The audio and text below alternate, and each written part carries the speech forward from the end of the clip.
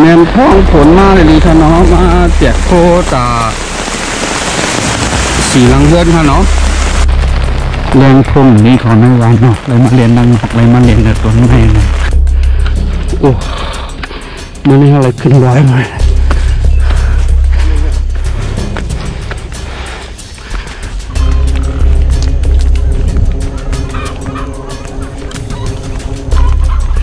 จะถึงตาเสกข้าจะถึงกูวันกูขึ้น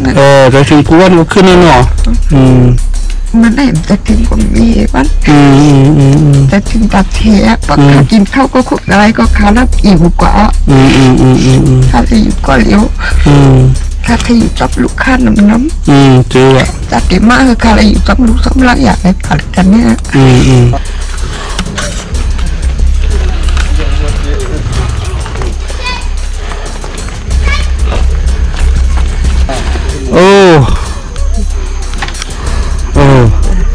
เอาคาสาธุอยู่ในกินวันพระ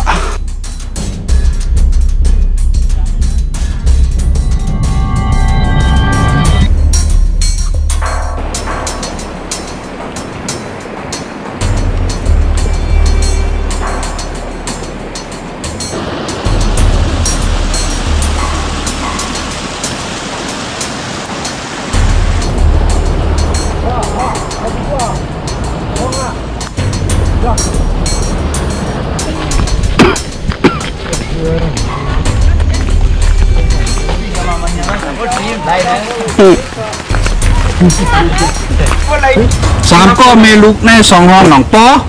ฮะป้อเนาะว่าป้อขอเข้าได้หาลักษณะในวันเนี่ยเฮ็ดปันคนหลังในเนาะหลังตัวหลังในลูกหลังอะไรเขาตื้อมีอะไรเข้าเขาแน่เนี่ยต่อนั่นเนาะแล้วขอตื้อลูกยำอะไรมีเยอะนะเอาลูกอมไปปั่นเอาไว้ปั่นเอาฟองอะไรสุดมัดดุงโยโคตรได้เอากำบุญบางสุยโย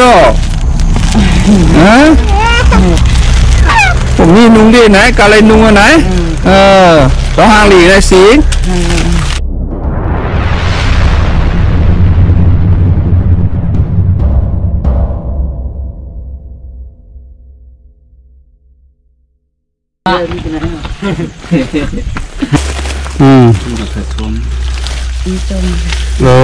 ไม่ทอยเหมือนยิ่งโจมมันก็สอนนะเอาไว้มากระช่วงนะไม่ต้องมากระชมมาตรงไม่พอไหวไหมครับขิงกัดหน้าคึกหนาหน่อยพี่น่ะเอาเล่นมาในตะกาเขาในวันมากายากุศลเนาะมีไตหนึ่ง3 เกาะในหนึ่งเกาะกว่าก็ถึง3 เพื่อนพออยู่ก็เลี้ยงน่ะลูกล่างอะไรเมื่อล่ะกับมึงแค่มาขึ้นน่ะเลยชอบเยอะมามีอะไรก็ลูกกันไปนะพวกขึ้นก่อนน่ะคัดทำไม่เท่ากันเนี่ยมีหลายก็วะมีพวกก็กว่าไม่ใครมั่วมาใจขึ้นไม่ถ่ายบ้าไม่พวกลูกใจแต่ลูกยิงลูกใจกับมีไปไม่เท่าอยู่ก็เร็วหลายปีอ่ะเนี่ยเลยชอบเยอะไม่เท่านะชื่อว่าพ่อลูกไม่เท่าเราไม่เท่าต้องบ่อยพ่อรัดนี่ค่ะลูกทำใครรัดแล้วเงินนี้ไม่เท่าใครรัดคือลูกอ่ะใช่ก็แล้วก็ใครครับก็ใครรัดใครนะใครให้เล็กใครให้ก็ให้ไม่เท่าจากไม่เท่าละมาใจถึงเนาะใจเล็กนะมองเขาหน่อมองเขามากเนาะกับสืบมากเลยไม่เท่านางปอกก็หนาวค่ะได้ขำโมหิตขำโมหิต20 ปีเนี่ยมาใจดีใจเล็กเนาะไม่เท่าก็พอท้อมผักถึงไหนไม่เท่าเลย20 ปีไปใครผักยังถึงลูกพ่องไหนผักบ่ใครรัดคือเนาะกูเลยกูให้บ่รัดคือใครให้บ่รัดคือใครให้เนาะมองในมองไม่เท่าเนาะมองในมองไม่เท่าชื่อว่าคือค่ะปาปี้เนี่ยเนาะเป็นก้นจัดตี้กันเนี่ยก้นจัดตี้กันไรน้ำหูเนาะเป็น น้ำหูดังกว่าคนลิ้นหนึ่ง หันกันเช้าปีเดียวไม่เท่า เด้อ มึงยิงหลายกอก็ ยิ่งทำก็คน มึงยิงวันนี้ถามก่อนเนาะผ่านกว่าเช้าปีนี่มาใจบ่ ไม่ปะ เมอะไรตกยันน้ำตายันรู้ว่าแต่บวชใครนายไม่เท่าว่า ข้ามปันบดปันกาบยังลูกค้า จริงก็ฮาวาบ่วนดำตรายนะนัดได้หาลัดมากบางขากว่าคำใครกว่า เขาส่งเงินมาอย่างไง บางปีก็นึ่งปอก2-3 ปีนึ่งปอกให้เนี่ยไม่ทอมเหตุการกินยังไงล่ะคิดอย่างรับจ้างบ่เนี่ย จ้างเป็นไง กินจ้างบ่เนาะอะไรวันกันถึงไม่เท่า วันก็เห็นเลยเนาะแค่นั้นเนี่ย ทำได้กับกูวัน ได้กับกูวันเนาะอาชาไม่เท่ากันเนาะปีไหน50 ปลาย50 ปลายเนาะถึงลูกล่างมันแม่เนาะไม่เท่าเนาะลูกล่างเลยแม่ได้อยู่ก็เรียกนอนเสยเลยที่อยู่ที่กินนี่คือก็หู้จ้อมเขาได้เขากว่าเกี่ยวหือกว่าตุกเขาก็หู้จ้อมเนาะไม่เท่าเนาะเกี่ยวเองเขาโยต้มเกี่ยวมาหาแม่ขึ้นเนาะนะเมื่อมาแม่เนาะข้าใครมากอย่างมากไม่เท่าลาดแต่เสร็จเนี่ยเมื่อหากระพ้องเนี่ยไม่เท่าห้องแต่เสร็จนะห้องได้ห้องปอกเร็วเว้ยเขาว่ามันจะไม่ให้กินการอย่างเขาไว้จะให้กินการกินน้ำมันให้มันส่งเงินไม่กูเลื่อนนะเพราะนั้นส่งมาได้2-3 ปีนึงปอกมันปวดตีน่ะไม่เท่ามี4-5ก็ส่ง2-3 ปีนึงปอกว่าแม่ก็เรื่องไงนี้อย่างไรอย่างความรู้จำเขากินดื่มแล้วกินว่าข้าเขาพูดก็ข้ามาหันติ้วเขายิ่งขาวก็ยิ่งขาวก็เนาะเขาอยู่กันแล้วเขากินกันแล้วข้ามหันในปอกมาตู้ไม่เท่าเนาะให้ตู้ไม่เท่ากับอยู่ต้นหอน่ะเนาะห้องมากเลยห้องมาเนาะต้นไม้บอกชาวปีนี่หันนายบ่ไม่ทำหันให้บ่เนาะครับตักไหวเขาอันคักกว่าปอกเขาผาดไม่เท่ากว่าเมื่อซักกันอยู่ไม่เท่าอันเขาผัดคักกว่านี่ขนมต้มวะเราทำไปตุ้งนะเฮือนนะยี่ห้อเขาก็เรียกก็ละกว่าเนาะกว่าจ้ำเปื้อนไงกว่าจ้ำปอง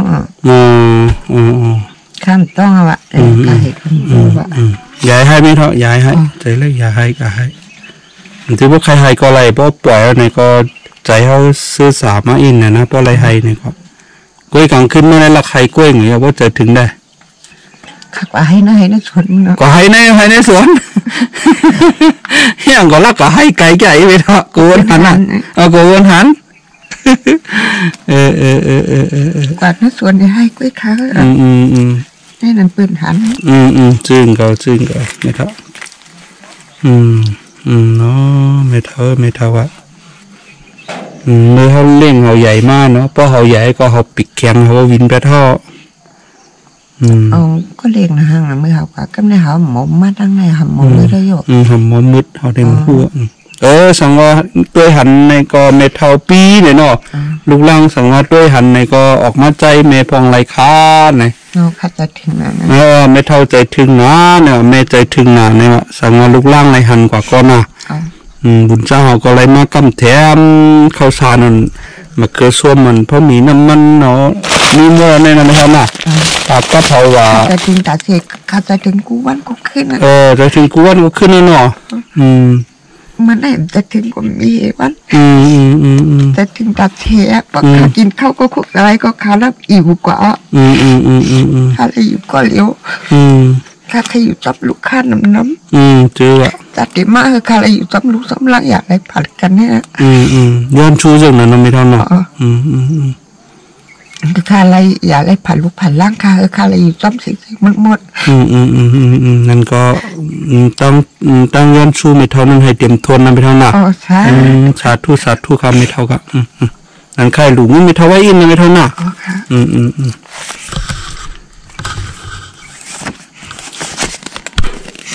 ขลุงไม่เท่าน่ะเอาไว้ตัวไปจ่ายไว้หลูไว้ต้านนะไม่เท่าน่ะไม่หวานนะไม่เท่าน่ะเอาไว้หลูไว้ต้านแหเอาไว้ตัวไปจ่ายป้านนะไม่เท่าน่ะเอาครับขย้อนเมื่อเท่าข้าเด็กก็จอยแทงเพื่อน2 เพื่อน3 เพื่อนนะไม่เท่าน่ะลูกค้าคือค้าอะไรอยู่ซ้ำเฮาเช่นสาธุดังย้อนชูไม่เท่าให้เต็มทนไว้นะไม่เท่าน่ะที่เอาหันวิดีโอไหนคือเขามาใจขึ้นไม่เท่าไว้น่ะ เอาค่ะเอาค่ะยังเมื่อนะยังเมื่อนะสาธุไม่เท่าค่ะเอาค่ะเอาค่ะเปี้ยนะไม่เท่าเนาะยองมือเนาะเอาค่ะไม่ค่ะเพิ่มไม่เท่าแต่ก็อยู่จังไหนค่ะเนาะสังวรลูกล่างไรหันไหนก็ออกมาใจลูกพ่อแม่พ้องค่ะอยู่จอมตับลอยเนี่ยพ้นน้ำโทแห้งเลยมันสั่งถูกค่าเนี่ยอ๋อนั่นนะเพิ่นก็เด็ดปังเอาค่ะไม่เท่าวะ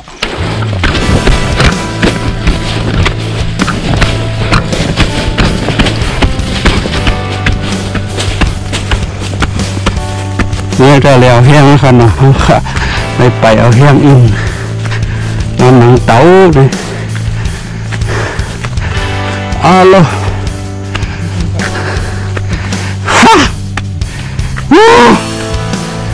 Xin chơi tới em.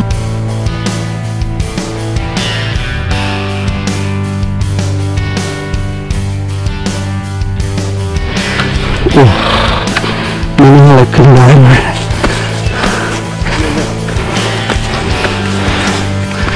Yan su yang ạ, yan su giải lại phản lục.ผัดเมย์ผัดลูกแพงอย่างวะลูกแพงแค่ไหนเต็มมาพอจ่าเต็มมา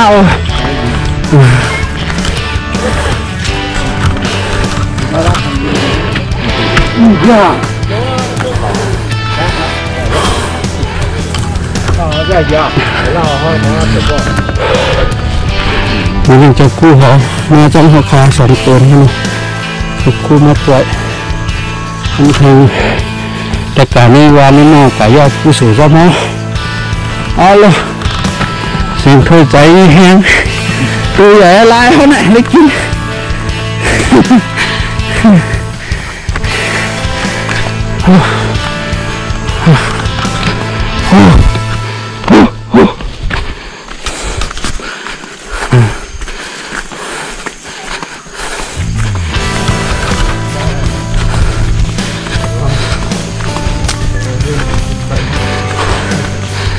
มุกชอบเย็บนั่นขึ้นลอยแล้วให้อิ่มนะนี่ครับสะโพกมันได้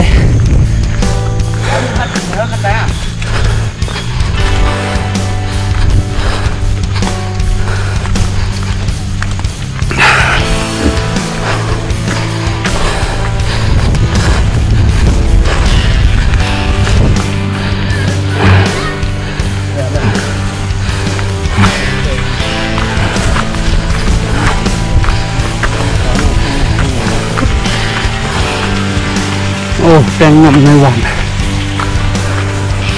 อ๋อฮดเลยนะดอกบ่สมอันนั้น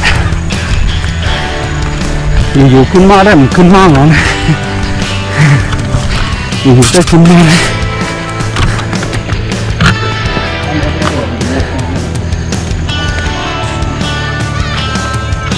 โอ้ขึ้นมาเท่าไหร่การโจมก็ถังเฮิร์นไหนอะไร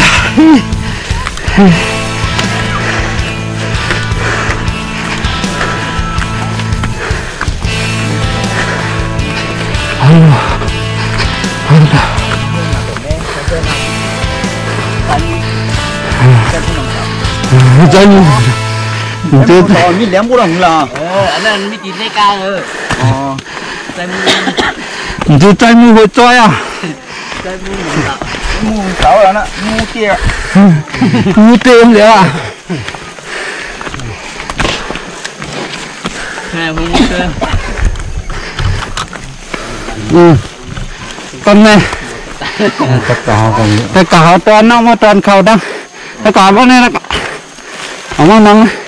เวลามานั่งกันเลยนั่งกันเลยนั่งนะเอาตอนนั้นมีตาแบบนั่งลงมีตาเยอะขนาดเขามาตอนมาลุกแค่ไว้กันแค่กี่ดาวฮะไม่ใช่ฮะกี่ดาวนั่งนี่ถึงมาอยู่ได้อยู่นี่กี่ดาวอยู่นี่มาไปชมมาภาษาแล้วนะสาธุพาไว้อย่างเราไม่กองเลยนะเวลาอยู่นี่กี่วันอ่ะ สาธุโอ้เอาคาสาธุอยู่ลีกินวันค่ะอยู่ลีกินวันหมอกันไตป่ะหมอฮะหมอเป็นเทลาได้ก่ะมันไม่เหลือตัวเงินสูงนี่นะมาตอนแรกก็มาสุกแล้วนะแล้วคุณยี่เนี่ยเนี่ยหรอพ่อท่าเนี่ยเนาะกินท่าไหนแน่จริงหรออ๋อนี่ลูกหลายเกาะโอ้น้ำไม่ก็ล่ะคนใจหลายเกาะมีก็หลายขบอะไรหลายขบหลายปีเลยสิเสียโกเนาะกูจะได้ชอบกูชอบปีสาธุเพื่อนน่ะอยู่ดีกินวันเด้อคุณสาธุเพื่อน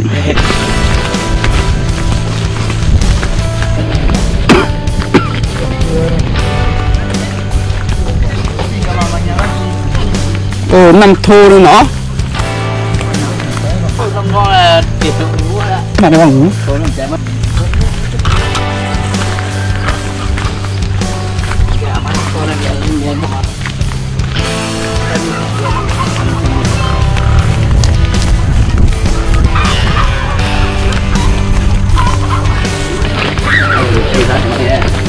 ปีละเพื่อนนะหูแล้วชิดสมุร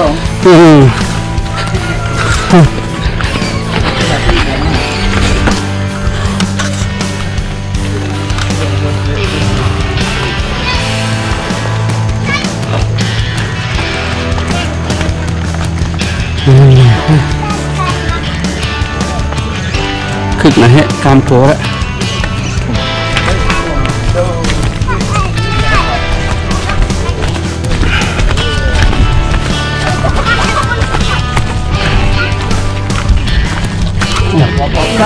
คนไหนอ่ะ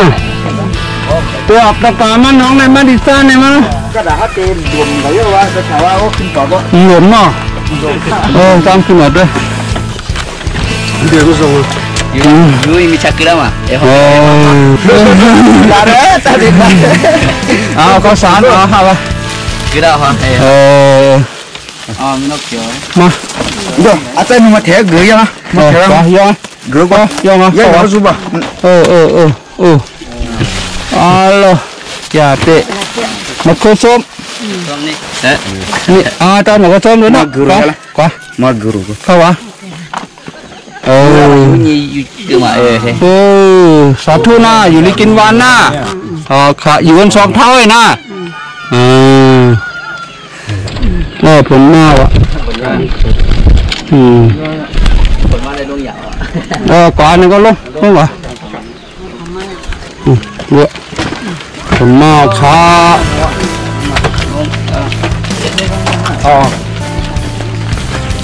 เขาลงมือมา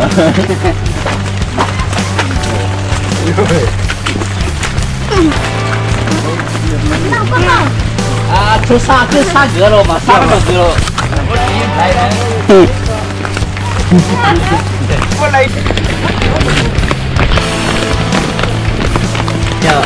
นั่นดิเท่เนาะไม่มีล่ะ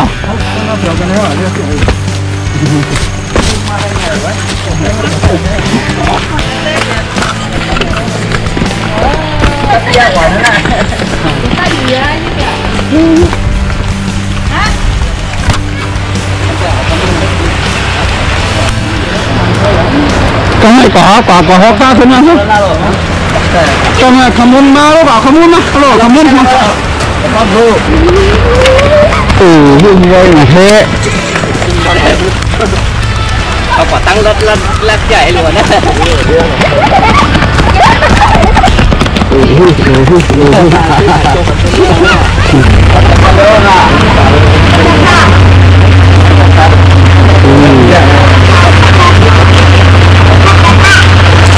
คุณบันนะทางกู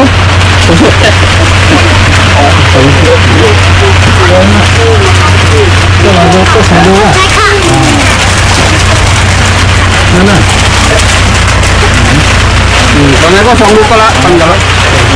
ทำมันนี่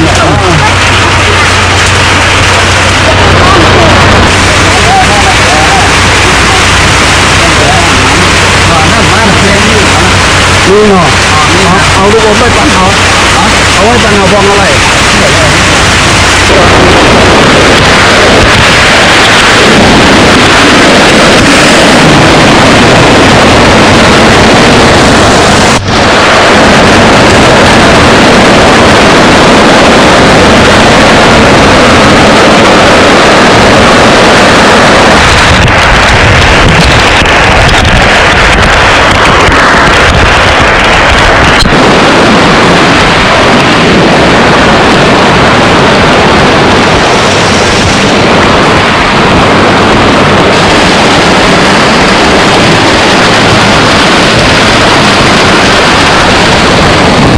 ท้องผลมาเลยดีค่ะน้อง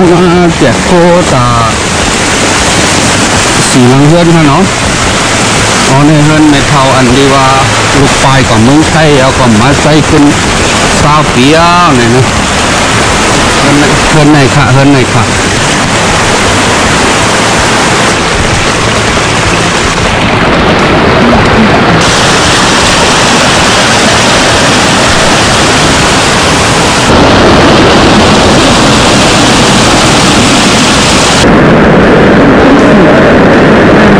ไม่ปล่อยค่ะไม่ปล่อยเรื่องพวกมันมีกระจกนี้ค่ะเนาะเป็นอิดอัดของคาเดนเป็นนี้ค่ะเนาะอันนี้พวกนี้ในป่าเนี่ยที่ใส่โนเกียนะพวกเขาเนี่ยที่ใส่โนเกียในพวกเจ้าเฮือนขนาดในพวกดุนาในพวกเจ้าเฮือนของคาได้แต่ขึ้นเลี้ยงอย่างมีจำเลยเลี้ยงนี้ค่ะเนาะอันนี้หิงหนานะครับใช้มา14 ปีแล้วนะแต่มาอยู่เมืองไทยนะพงโนเกียกันนะเอามาใส่ขึ้นเมืองไหนไปกันนะมีแรงดีเหลือครับบางทีถ้ามีนะก็แรงข้ามไปขึ้นกว่านั้นนะไม่ทำขึ้นเนาะครับมีเจ๋งแน่เนาะให้พูดว่าอยู่เจ๋งแน่มีเจ๋งแน่แรงหาทำขึ้นเนาะครับยาเดี๋ยวนั่งกันเนาะมีการสุภาพไปมันก็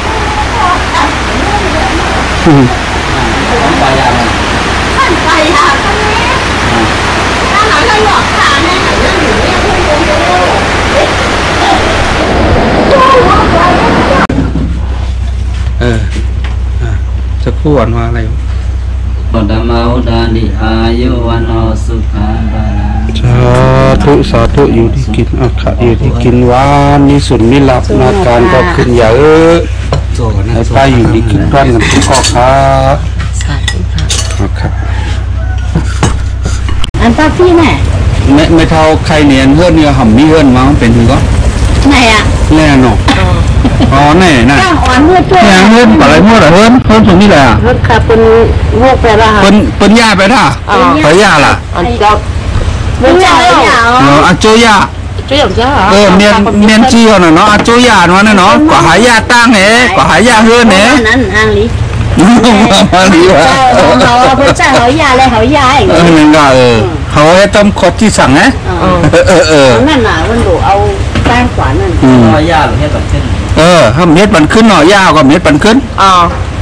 งั้นมีดีอยู่น่ะก็อยู่กันแล้วล่ะก็อยู่ในไร่โซนนะคะก็อยู่ในไร่โซนอยู่ในลูกมีหลายก้อนไม่รู้กันนะมี3 เกาะ3 เกาะปอนในมือโซนอ่ะตัวอะไรเฮือนใหม่เนี่ยมาเฮ็ดปันอะไรอ่อนนะเนาะต้องอะไรเนี่ยอะไรฮะลาดีนี้อะไรอ่อนอะไรพวกอะไรเฮือนใหม่มาเฮ็ดปันน่ะอ่อนนะอะไรฮะต้องอะไรเนาะอะไรหลายจันฮะเดี๋ยวว่ามันไปอุ้มมือไหนเดียวหลายจันน่ะเฮือน2 จันน้องปอจะเรียกนอนจมไฮไว้เนาะปอไฮกันในบนจ้างก็จ้างแทงไฮก็กว่าแทงก่อนนอนแทงไฮเฮ็ดจังไหนมาหลายเดือนหลายปีล่ะ3-4 เดือนแล้ว3-4 เดือนน่ะจะบนยาเฮือนกันเนาะบนยาเนี่ยใจเขายาเหรอน่ะบนใจยาลูกไหนบนใจยาวกับไรยาเนาะ อยู่ครั้งละ4 ล้น 3ก็เมลุกใน2ห้องหนองปอ ป้อค่ะ ปอเนาะ อ๋อ ว่าปอขอเขาได้หาลักษณะในวันเนี่ยเฮ็ดปัน อ๋อ น่ะ อ๋อ ทำใครอยู่ยิ้มเลยอ่ะในวันเนี่ยจี้ไงใครยิ้มไร ก็เลยก็เลย ก็ไรเนาะไรกัน เพื่อนหน้าป้าเนาะไปเฮ็ดอะไรก็เห็นว่าเนาะ เป็นว่าเนาะเฮ็ดอะไรก็ได้ไม่ก่อนเนาะ เพราะนั้นได้บนปันเราแค่นั้นแล้ว อยู่ใกล้ๆผังฮึกกินเอาก็ได้ อ๋อ จำมือมาย่าไปแทงว่าอยู่จำผังฮึก อ๋อ ไปอยู่ทางชนหน้าที่ทางไหนเนี่ยกินนั่นลูกถือก็ไป ตะกาเป็นก้นจากตีกันเลยอ่ะ จะเขา ลูก เป็น จังไหน เขาเป็นป้าโอ้ลูกจังฝั่งปีบนมาค่ะ มาหลายปีไม่อยู่กันไหน 10 ปีไปอ่ะ 10 ปีป้าเนาะ อ๋อ อ๋อเป็นเครือโป อ๋อ อ๋อปังเปียปังตะวีฮะปังเปีย ฝั่งปี ปัง ไม่ ปี ติดเลย ไม่ปกนี่เนาะ อ๋อค่ะเป็นสติกระปุ้นค่ะ อ๋อ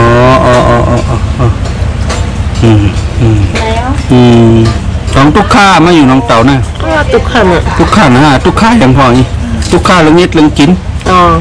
เราจำลึกชำล้างเลยนะ ทุกข้าลูกจำนะก็อยู่ต่างตีทุกข้าในก่อนนะน่ะ อ๋อ เลยวันการเหนือวันสร้าง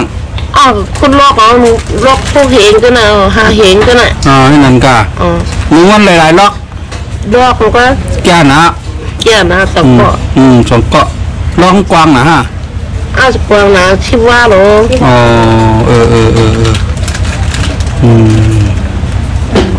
มันมีกวนเหรอกาแน่ มีกูวันกับมาวันก็มีมาวันก็มี ใคร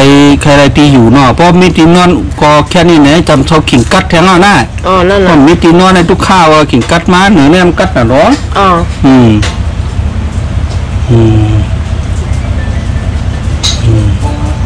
ซะอันนี้ โอเคนั่นข้างไก่ทำก็หมอมีดีวันไม่เหี่ยวก็สั่งถูกเจ้ามือข้างไก่มาเฮ็ดปันน่ะ อ๋อ อะไรมีปัญหา อ๋อ อะไรน่ะใหญ่ไหมซะ อ๋อ สอนให้มีก้นเฮียนน่ะ ลูกลาได้นั่น สอนให้มี ก็หมอล้านกับตัวของการไหนก็หมอไหวกินก็อันไหนลุงได้ว่าไหนลูกช่วงยาการ ต้องเติมกูป่วยทางไหน สอนให้มีก้นเฮ็ดปันเนี่ยน่ะใหญ่ไหมใจน่ะให้มาเฮ็ดปันเนี่ยน่ะโอเค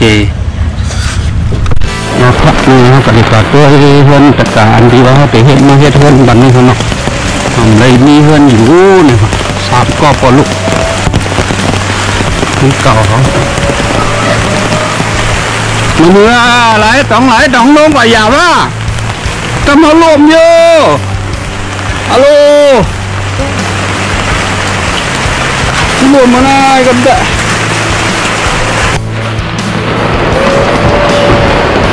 เหลือสู้ชอบกินดีมากนะก็มาต่างปอกนะลุงชอบหนีหินแน่นอนอุ้ย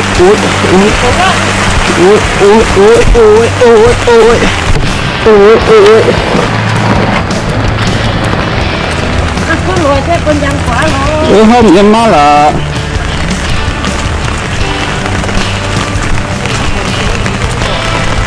ต้นกาเนี่ยจือเอาก็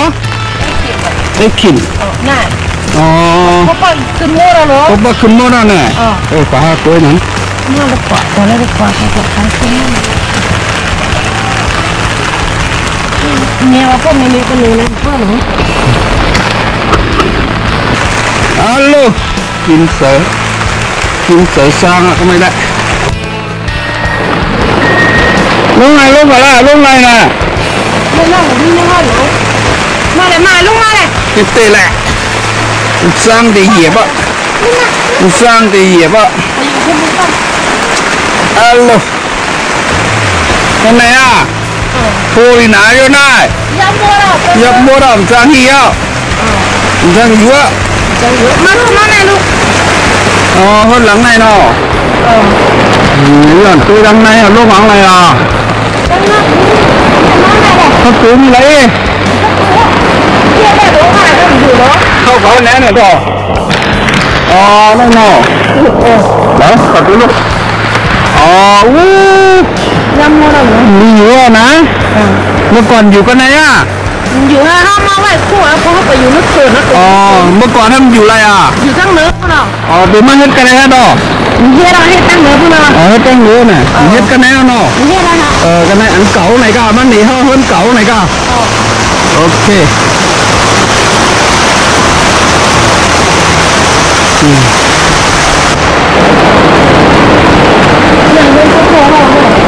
อ๋อเนี่ยเงินพาเป็นไงมันไปเกาะอ๋อพร้อมดีขึ้นกว่าละได้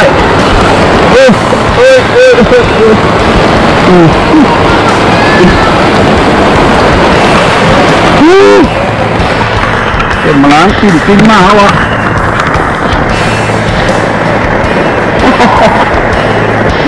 แต่เอ๊ะ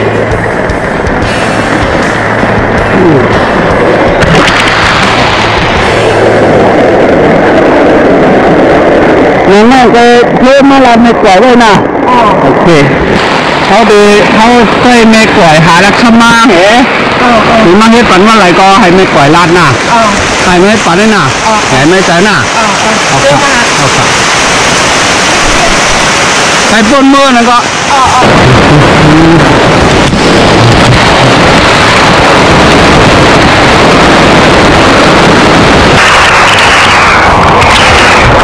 เลยคุณเพิ่มสันมันแล้วมันดินเหรอฮะ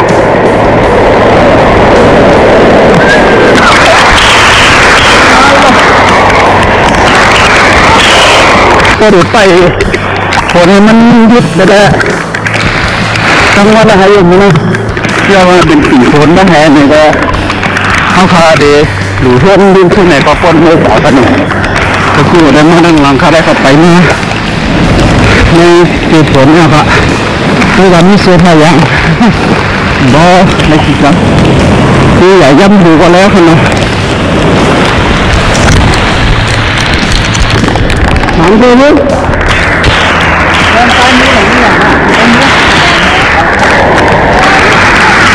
อันนี้ถ่ายเปลี่ยนหนึ่งขึ้นนะ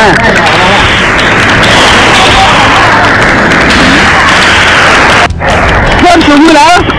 ว้าวจ้ะอันนี้เป็นลูกมันหนอนนี่เป็นลูกนี่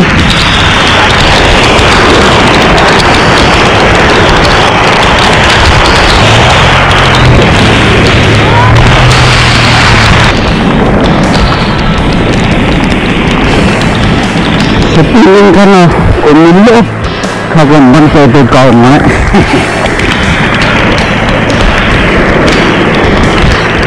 คนนี้ข้าวบนนั้นที่นี่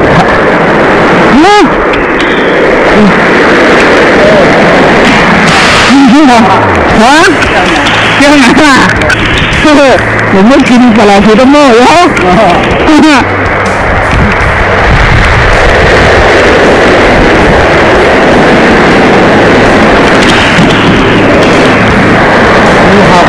อะไรเมื่อไรล่ะหัวข้าวอะไรก็หัวข้าว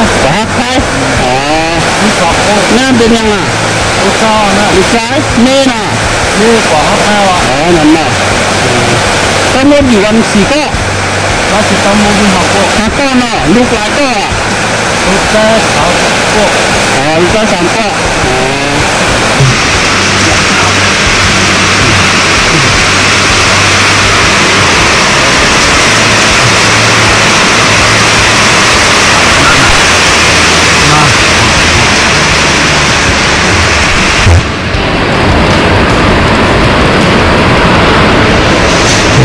ออกน้องหน่อยสิ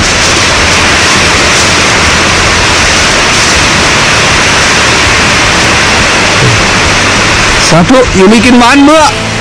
หน้า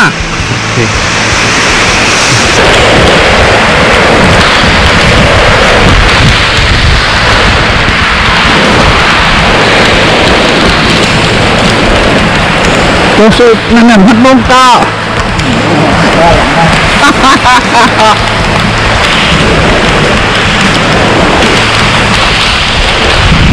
โดนแล้วก็มาจังดีเนาะเคยมีเงามาก็จังดีนะมันเนี่ยเมื่อคนเราไปวินเล็บว่าน้องเต่าปันเต้ขับเขาว่าตั้งเหนือกินอะไรก็แล้วครับ ยอดมาฝนมากกันยินดีอ่ะฝั่งบนรถตั้งยังมากยินดีเลยเจ้าไม่สุดที่เลยนี่อะไรทางเราลงมาไม่ไกลนะ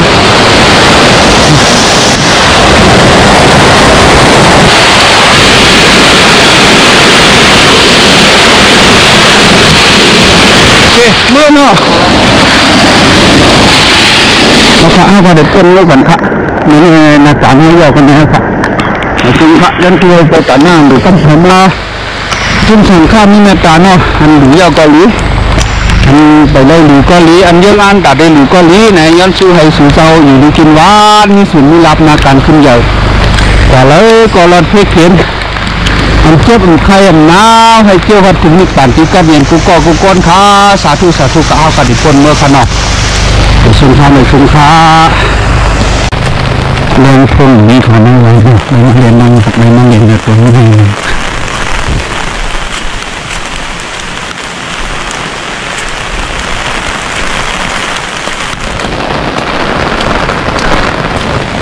ไอ้น้องสองเลี้ยงเหลียฮัลโหลไม่หยุดซุ่งอ่ะ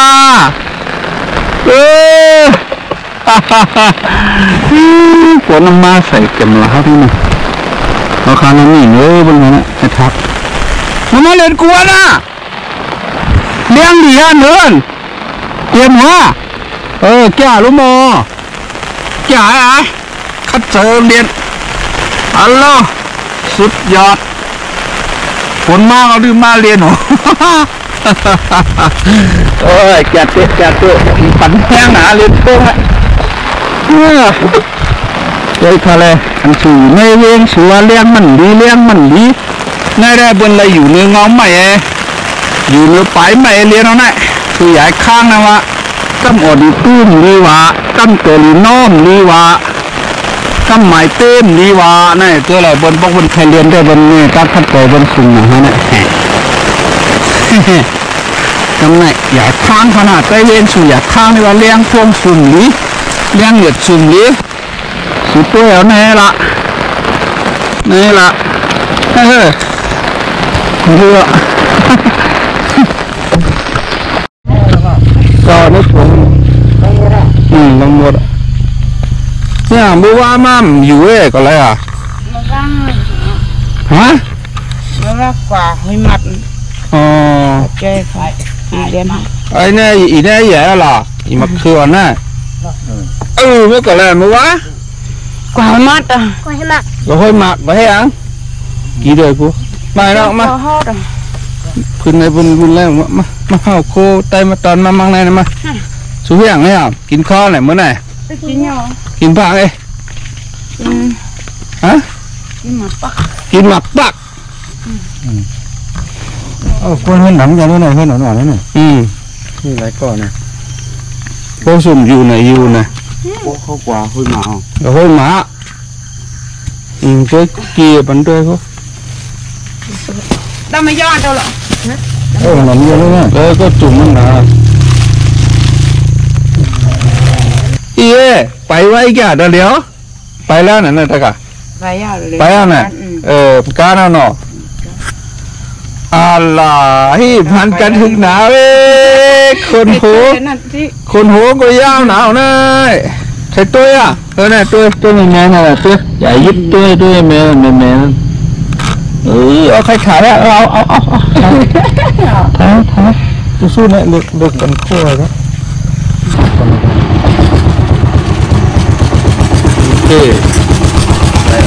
ok này chửi cho không ra cái nọ chút to mà thôi á mẹ anh ăn tay anh thôi bắt trói ở đây trói anh đi nè bắt xuống hay bố từ ta khưng rồi đó toàn mẹ rồi xả thu khá sụn hết đúng vô khốt tay không cầm bồn bang xuống vô hả ผมมีนุ่งดีไหนกะไรนุ่งอันไหนต้องห่างหลีได้สิก็ได้แบบนี้สุดนี่นะก็เป็นคอยเนี่ยนะนี่เป็นคอยเนี่ยในของตัวเดินกล้วยนุ่งกับแข้งนะนี่เป็นดีบัสซินเป็นนุ่งกับแข้งไปออกหวานน่ะเฮ้ยเนาะอันน่ะขี่เรือมาขี่เรือมันคือค่ะนั่นไงเอาห่างหลีจ้ะเนาะเดี๋ยวว่านั่นได้ น้องเข้มน้องฮารีไหนเนาะฮารีสีของนั่นน่ะเนาะแล้วมาใส่ด้วยใส่ซินซอนด้วยใช่ไหมฮะใส่ด้วยเนี่ยมันคนเด็กตัวอะใส่ด้วยใส่ด้วย เรามัดกับแมวเราเนี่ยเรามัดกับแมวเนี่ยน่าจะเยียบน้ำไม่ออกน้ำใบเป็นตรงไว้จะเยียบน้ำต้นไหนตั้งนั้นอ่ะเนี่ยอ๋อนี่ก็ใครนุ่งเหรอฮะเนี่ยนุ่งฮะขี่มันด้วยมันนุ่งวะนี่เรียนทันเนี่ย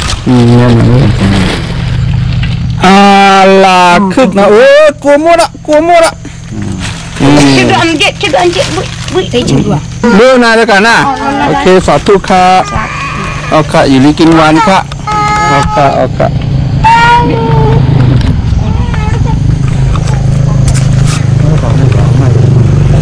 นายไม่ปิดทิศนี่เนาะน้องเจ็บต่อ